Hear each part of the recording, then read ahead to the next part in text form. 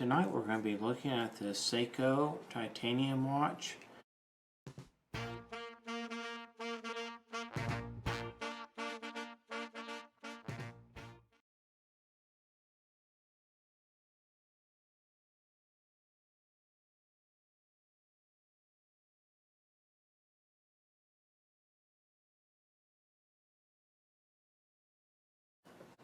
This watch is kind of cool. Its case is titanium as well as its bracelet. Well, notice here that it says 10 bar on it. It has the Hardlex crystal, which is a Seiko house brand, and it's a very high quality crystal, I think. It is a solar watch, and we're going to be talking about later in the video as to what exactly is a solar watch. The retail price of this watch originally back in 2016 was $395. Now you can buy them kind of new old stock for $200, $220, and an excellent one, excellent used one for about $100 on eBay. Now there's something we need to know about the movement of this watch. Is that the movement number is a V157, and that's a movement that I would encourage you to stay away from. When on Amazon, this particular watch was reviewed, and they have hundreds and hundreds of people review each of the watches they sell. And this watch, although it looks really great, it got not the greatest reviews in the world, and most of the negative thoughts about the watch came from the movement. Stay away from this movement, the V157 or the V157 caliber movement. The V158 caliber movement, which replaces, is a much better watch movement. So we see here that the watch is 100 meters or 10 bar. So when we look at a watch and we see that it says 30 meters or 50 meters or 100 meters or 150 meters, we would assume, or at least I would assume, that that is a rating as to how far in the water it can go. That seems like a logical conclusion. If it says water resistant 30 meters or water resistant 10 bar, which means 100 meters, naturally I would just assume, well, that means it's safe to wear in 100 meters of water. Well, it's not at all what it means, as it turns out. Let me read a few things from the Seiko booklet that comes with this watch. Here's the Seiko booklet. Let's go ahead and read what it says here. I'm going to be reading in a small font, so just bear with me. Water resistance 5 bar. If water resistant 5 bar is inscribed on the case back, your watch is designed and manufactured to withstand up to 5 bar and is suitable for wearing while swimming and taking a shower. Water resistance 10 bar, 15 bar, and 20 bar. If water resistant 10 bar, water resistant 15 bar, or water resistant 20 bar is inscribed on the back of the case, your watch is designed and manufactured to withstand up to 10 bar, 15 bar, or 20 bar, respectively, and is suitable for wearing to take a bath, shallow diving, but not scuba diving. So you can have a watch that says 10 bar, which means 100 meters, 15 bar, which means 150 meters, or 20 bar, which means 200 meters. And according to Seiko, these watches is suitable for wearing or taking a bath, shallow diving, but not scuba diving. So people are paying a whole lot of money for watches that say 10 bar, 15 bar, and 20 bar. And at the end of the day, what can you do with a 20 bar watch, which means 200 meters, you can take a bath with it. And you can do shallow diving. Again, it doesn't say how shallow it is, but not scuba diving. But we recommend that you wear a Seiko diver's watch while scuba diving. So the point here is you can have a 10 bar, a 15 bar, a 20 bar watch, and it's not designed to be more than probably 10 feet underneath the water. Is that a little bit misleading? Maybe. But the deal is that most manufacturers, I think, kind of say the same thing, but don't be fooled by that. This watch here says 100 meters on it, okay? Well, what that basically means is that if you get in the rain, you're protected. Okay, also, you notice that this watch, the crown here, is not screwed down, okay? It's just a regular crown. And you're paying $395 retail, and you're getting a watch with just a push-in crown. What that means is that it's not very watertight at all. There's a little gasket in there that this pushes up against. But there, and underneath the bezel here, possibly underneath the crystal itself, there'll be another gasket. Behind the screw-down lid, there'll be a little gasket.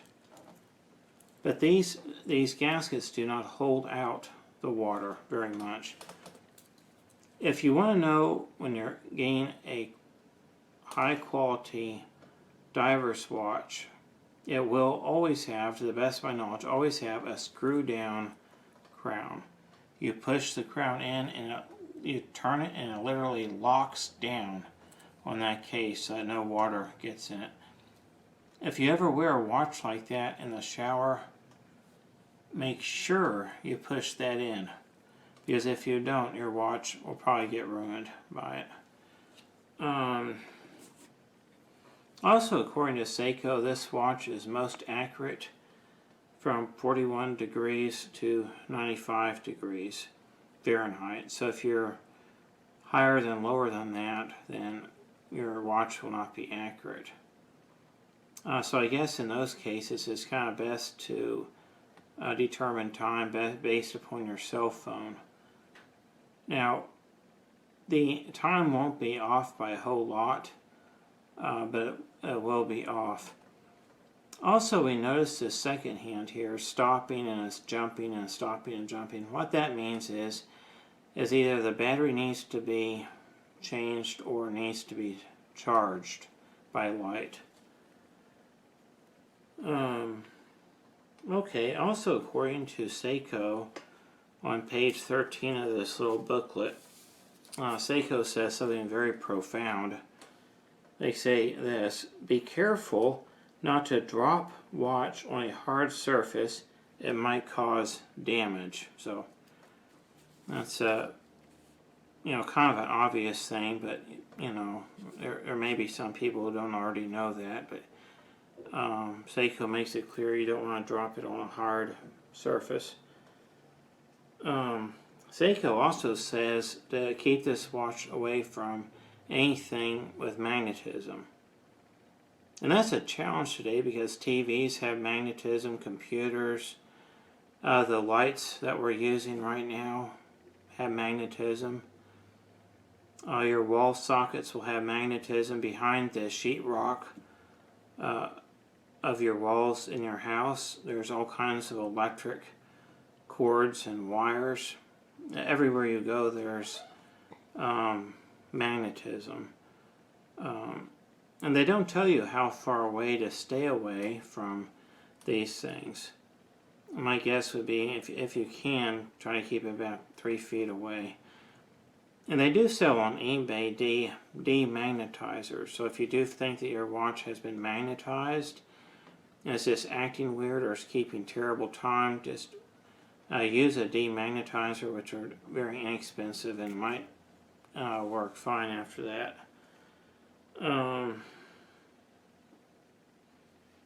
Okay, another thing that Seiko says about these watches is that they need to be serviced. Now get this, they need to be serviced every 2 to 3 years. If a watch needs to be serviced every 2 to 3 years, how good a quality would it be to begin with? You don't even need to do that to a Timex or a Casio or a $5 watch at Walmart. A watch that's quality shouldn't need to be serviced every 2 to 3 years. And not only that, Seiko says to take it to a Seiko certified watch guy. So what does that mean? You take it to the certified. Now remember, originally its retail price is $395, which means you probably paid $300 for it. And you take it to the certified Seiko guy. You're not going to get away for less than $65 on that. At minimum, probably. That's my guess. But I don't think there's any way he's going to charge less than $65. Then, in addition to that, any gasket that even might be slightly worn, he's going to charge you for. If the crystal has a scratch on it, probably $45. And then you're looking at all this money, what is it, $110, $23, about $130 every 2 to 3 years on a watch that you pay $300 for. The truth is that with Seiko watches, you don't need to service them every 2 to 3 years unless it has this movement, the V157 movement, which is not, to the best of my knowledge, a good movement. It gets very poor reviews for the watch movement. But when you're looking at a watch, something that many people overlook, the one thing they observe is how nice the bracelet looks, how nice the dial looks, how nice the hands look, how it looks, what it's made of, rather than the quality of the components and the quality of the assembly of the watch. This watch, the bracelet looks great, it's titanium, the case looks great, the bezel ring looks great, the hard like crystal is great, the dial looks great, the hour markers look great, and the hands look great. It's a great looking watch. And it's made out of quality materials, titanium. Okay, this is all titanium with a little bit of gold coloring there. But what is at the heart of a watch is the movement. You can have the most beautiful watch in the world. You can have it made out of solid gold. And if the movement is a poor movement or bad movement, it's a junk watch. However, you can buy, there are watches out there that you can buy for $50 or $60 that have somewhat mediocre bracelets, kind of average cases, but the movements are really, really good. Okay, I looked up this particular watch. It's a Timex Expedition Scout Solar Watch, men's watch. And on Amazon, it got a 4.5 out of 5 rating. This watch got a 3.5. This watch cost $395 retail. Do you know how much this watch is going for right now on Amazon? This Timex? $60, brand new. 4.5. Timex isn't going to waste its money with titanium cases, with titanium bracelets, with the most highest quality dials and all that. The number one thing that they were concerned about is the movement, and that's why it got good ratings here. One thing that's I want to really talk about here, let me just clean this off a little bit. It is a misunderstanding that solar watches do not use batteries. They most certainly do use batteries. What happens is that the sunlight, in a certain sense, charges the lithium battery that is in that movement.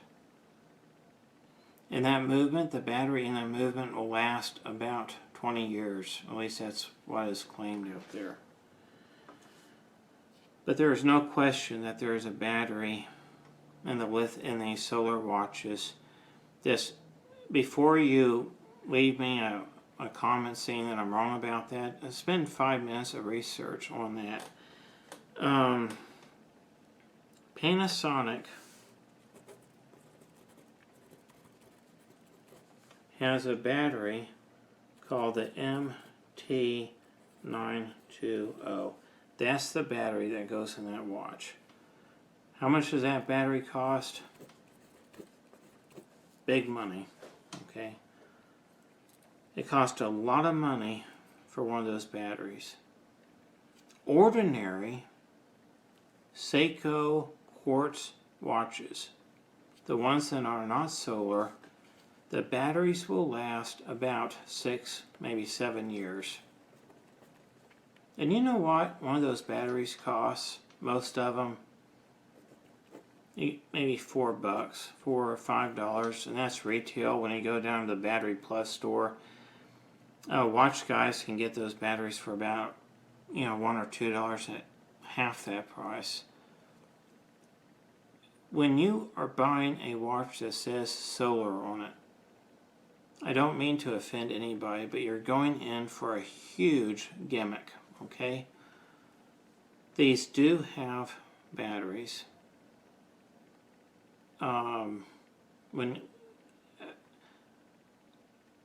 If it were me, I would just get a regular Seiko quartz watch. The regular Seiko quartz watches are excellent watches. They're very reliable, they're very durable, and Seiko has proven themselves for decades that their regular quartz movements are extremely good.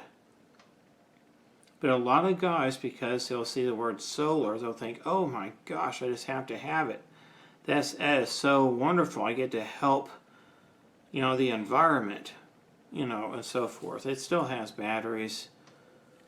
And I just be careful when buying those. Also, the batteries that go into these are bigger than the ordinary batteries. So you might have to change this one every 20 years, you might have to change this one every 7 years, but the amount of metal is probably not too much difference when you actually think through the situation. Okay, thank you for watching. I hope you enjoyed it. We'll be having another video soon.